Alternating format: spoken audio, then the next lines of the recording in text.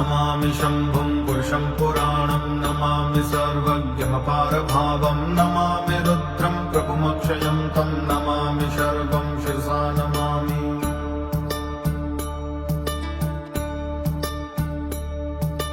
नमामि देवं परमव्ययं तमुमापतिं लोकगुरुं नमामि नमामि दारिद्र्यविदारणं तं नमामि रोगापहरं नमामि।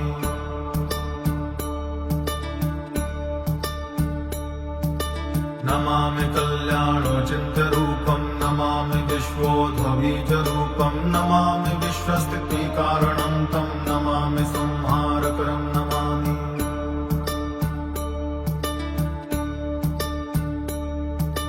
नमामि गौरी प्रेमव्ययं तं नमामि नित्यं क्षरमक्षरं तं नमामि चिद्रूपममेयभावं त्रिलोचनं तं शिरसा नमामि।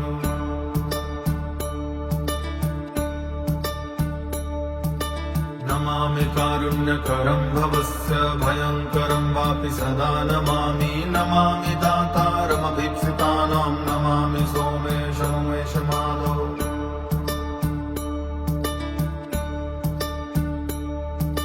नमामि वेदत्रयलोचनं तं नमामि मूर्तित्रयवर्जितं तं नमामि पुण्यं सदसद्वतीतं नमामि तं पापहरं नमामि।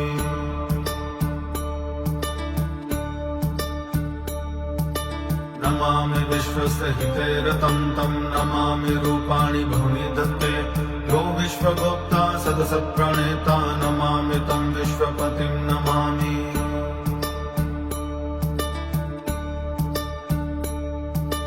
विघ्नेश्वरं सम्प्रति हव्यकव्यं तथा गतिं लोकसदाशिवो यः आराधितो यश्च ददाति सर्वं नमामि दानप्रियमिष्टदेवम्।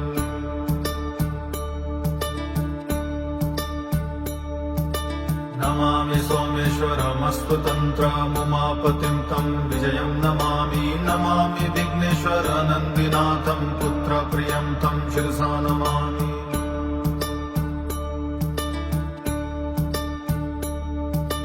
नमामि देवं भवदुःखशोकविनाशनं चन्द्रधरं नमामि नमामि गङ्गाधरमीशमीड्यमुमाधवं देववरं नमामि।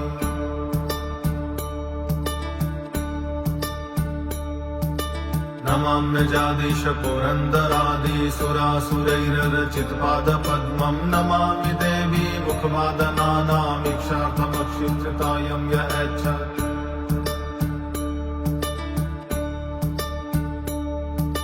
पञ्चामृतैर्गन्धसुधूपदीपैर्विचित्रपुष्पैर्विविधैश्च मन्त्रैः अन्नप्रकारैः सकलोपचारैः सम्पूजितं सोममहं नमामि। इति श्रीब्रह्ममहापुराणे शम्भुस्तुति